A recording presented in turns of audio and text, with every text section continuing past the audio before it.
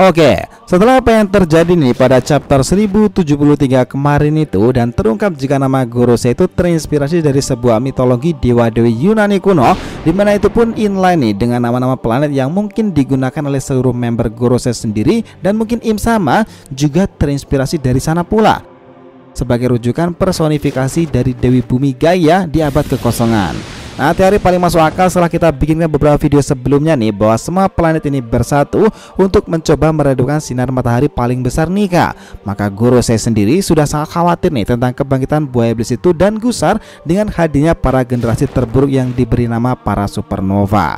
Nah, apakah mungkin jika Gorosei ini diambil dari referensi planet, bukannya jika dalam ilmu astronomi para planet itu bisa dihancurkan oleh ledakan supernova ya? Let's go boys, kita bahas lebih dalam mulai dari sini.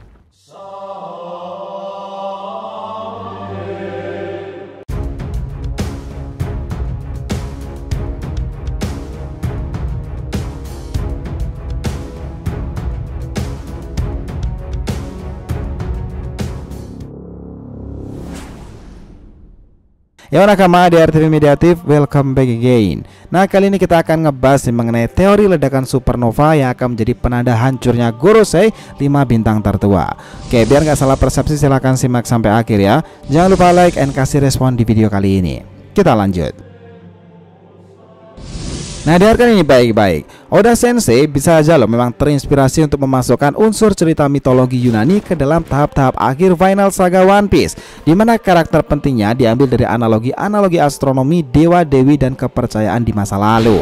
Nah, salah satu contoh di sini adalah analogi ledakan supernova untuk menghancurkan Gorosei 5 bintang tertua. Nah, kenapa? Wait, kita sederhanakan dulu di sini nih, bahwa setelah munculnya Sensei Garcia Saturnus kemarin, para fans nakama sekalian itu langsung merepresentasikan nih bahwa member-member lain Gorosei sendiri juga diambil nama dari planet-planet dalam mitologi Yunani kuno, dari mulai Merkurius, Venus, Mars, Saturnus sampai dengan Jupiter. Dan masing-masingnya itu referensi dari dewa-dewi di masa lalu itu di era primordial, Titan, dan juga The Olympians dalam kepercayaan Yunani dan juga Romawi kuno. Nah, jika Gorosei itu adalah referensi sebuah planet, ada analogi lain nih bahwa sangat masuk akal rasanya jika ketika semua Gorosei bersatu itu karena mereka bagaikan sebuah planet besar ini. Mereka ingin sekali nih meredupkan sinar matahari paling terang Nika. Makanya Gorosei sendiri sangat khawatir kebangkitan buaya iblis Nika itu, dan juga sangat khawatir pula karena generasi terburuk telah muncul nih dan mereka menamainya dengan nama supernova. Nah, dari sini para Gorosei itu memang sebagai referensi planet itu ingin meredupkan pusat nih dari segala tata surya energi matahari. Dan energi matahari di sini itu adalah analogi untuk Luffy dan juga Nikanya. Itulah kenapa nih mereka tuh sangat menaruh atensi tinggi dengan seorang Kaisar Yonko yang satu ini dengan kekuatan tempur nih buah iblis mitologi sang dewa kemenangan Sun God of Nika. Nah, sekarang itu gini, kenapa Gorosei juga mengkhawatirkan dengan para supernova itu? Apakah sebuah planet itu bisa hancur dengan ledakan supernova? Oke, untuk menjawab itu kita mencari sumber referensi di Wikipedia dulu nih. Jadi, inti dari ledakan supernova itu adalah sebuah fenomena besar yang disebabkan oleh ledakan bintang yang sudah hampir mati. Namun saat fenomena supernova itu terjadi, maka akan terpancar cahaya yang luar biasa terang dan juga sangat kuat di galaksi itu sendiri. Dan kata lain nih, ledakan itu sangatlah energik dari satu bintang besar yang sangat masif dan berada pada titik tertentu. Nah, dari sini ada yang berteori bahwa supernova itu nyatanya dapat menghancurkan sebuah planet loh. Kemungkinan analogi seperti inilah yang pada akhirnya nanti digunakan bahwa para generasi terburuk supernova itulah yang bakal menghadapi dan menghancurkan Gorosei dengan cara yang mungkin mengejutkan. Orang-orang di generasi supernova memang mengesankan sampai sekarang, tetapi 4 di antara sekian banyak itu memang telah diketahui sangat istimewa. Monkey D. Luffy, Trafalgar di Waterloo, Eustace Captain Kidd, serta Roronoa Zoro. Selain itu masih ada supernova yang belum mendapatkan jam tayang lebih nih. Nah, mereka itulah yang berpeluang akan menjadi ancaman terbesar Gorosei sendiri. Bahkan nilai dari keempat orang yang kita sebutkan tadi sudah di angka 1 miliar berries lebih. Nah, jika cara ledakan supernova ini terjadi nih karena sebuah inti bintang akan menciptakan tekanan keluar yang dipicu oleh dorongan super besar, maka jika analogi yang dalam cerita One Piece sendiri, pasti ledakan pertempuran para supernova antara Luffy dan juga member Gorosei lain itu juga disebabkan oleh sebuah pemicu yang sangat besar pula. Mungkin karena sebuah tragedi penyerangan Berserker atau kemarahan beberapa anggota inti supernova atas apa yang dilakukan pemerintah dunia melalui para agen-agennya tersebut.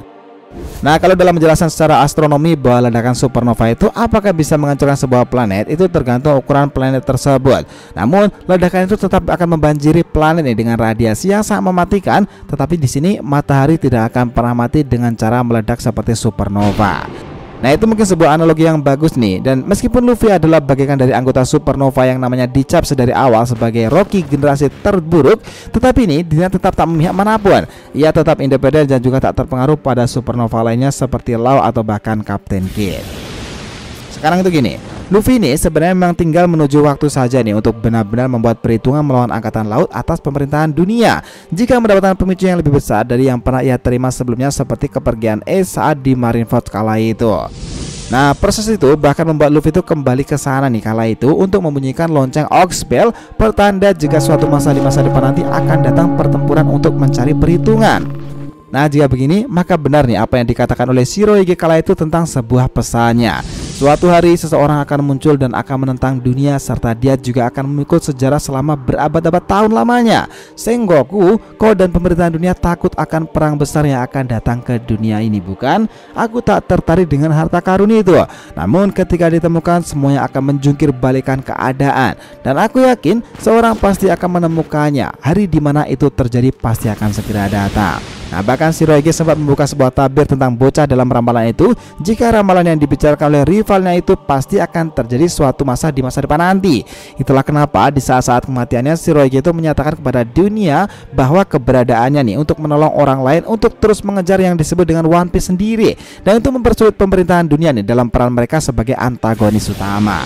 Dari sinilah peran-peran supernova ini akan melanjutkan tongkat estafet nih dari para pendahulunya seperti Roger, Shirohige atau bahkan Rocks maybe.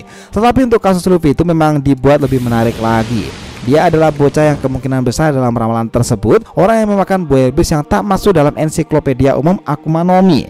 Dan dengan itu, setelah 25 tahunan lamanya nih kita mengikuti kisah One Piece sendiri, akhirnya disebutkan kemarin itu jika Nika sang prajurit legendaris akan muncul kembali melalui gear kelimanya Luffy kala itu.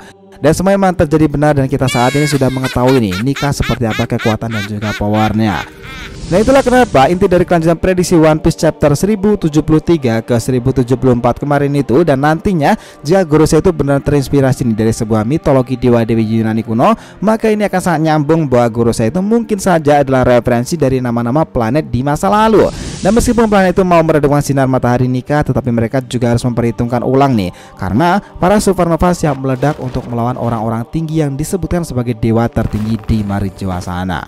Does that make sense? Gimana menurut kalian? Nah, silahkan tinggalkan di kolom komentar di bawah ya jika ada pendapat. So, itulah tadi nih pembahasan kita mengenai teori ledakan supernova yang akan menjadi penanda hancurnya Gorosei dari 5 bintang tertua. Thanks a lot guys, selamat menonton video ini and we'll be come back again.